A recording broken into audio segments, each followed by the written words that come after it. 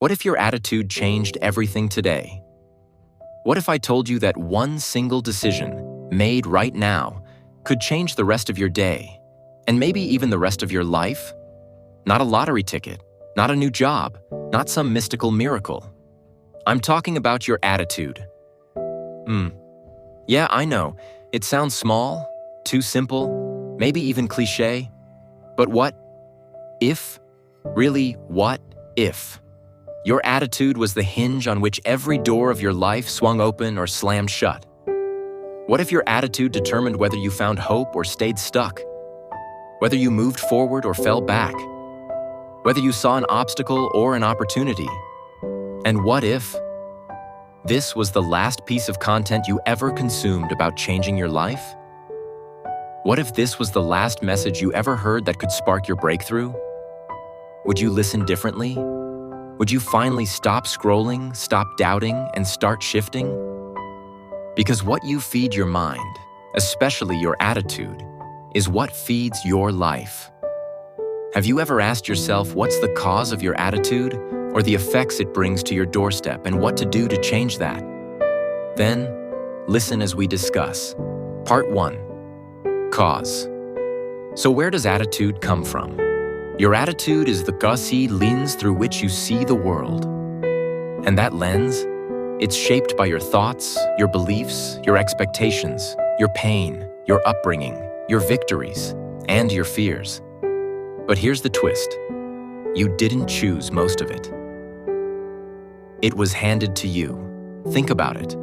The way you respond to stress, to failure, to criticism, to people, all of it got programmed by past experiences. Some you remember, some you don't. Maybe you grew up hearing, life is hard, people can't be trusted, play it safe, stay small. Take this. If you've ever failed at something important, an exam, a business, a relationship, you might carry that memory like a shadow. So the next time an opportunity shows up, your attitude says, don't bother, you'll fail again. That one experience begins to shape how you see everything: work, love, money, even yourself. And now here you are, carrying an attitude that was shaped by survival. Not by who you could be, but by what you had to be. That's the cause. But here's the punchline. You don't have to keep carrying it. Part 2. Effect. Let's talk about the effect of that attitude you're carrying. Your attitude is like a magnet. It pulls things to you: people, energy, opportunities, or the lack of them. Ever met someone who walks into a room and everything lights up? You feel their energy. It's not just confidence, it's their attitude. Now compare that with someone who walks in heavy, bitter, defeated, and somehow everything around them just sags. We like to blame circumstances. But here's the truth. Your circumstances aren't always the problem. Your attitude about your circumstances is. Let me be blunt. You can't control everything that happens to you. But you can absolutely control how you interpret it, how you respond to it, and what you do with it. For example, 2 people can lose a job on the same day. One says, "That's it, life is against me," and gives up.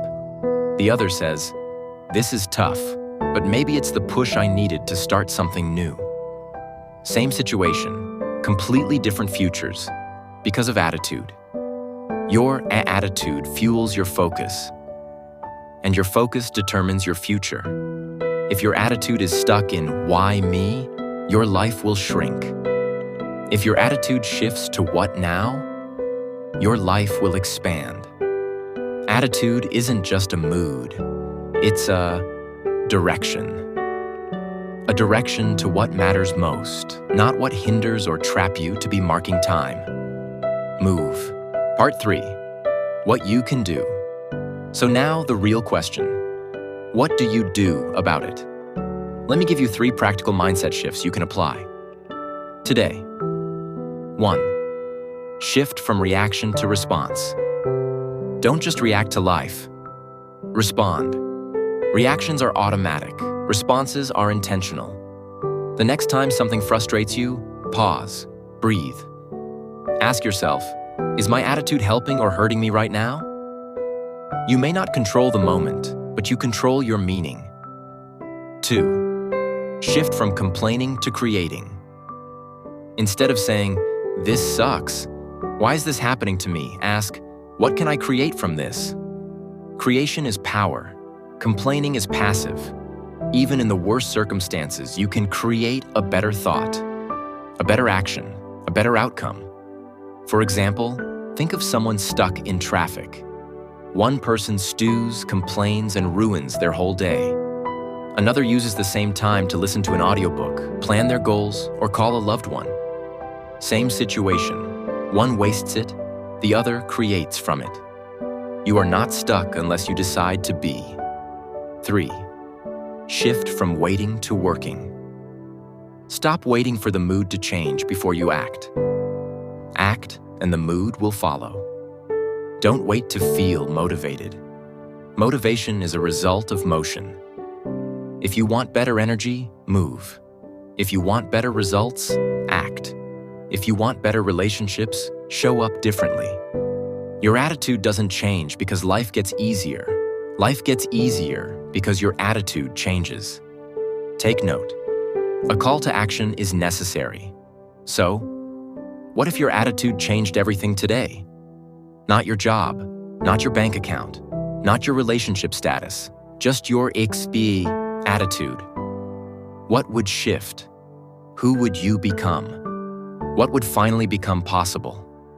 And if this is the last content you ever feed your mind about changing your life, ask yourself, what attitude will I carry right now?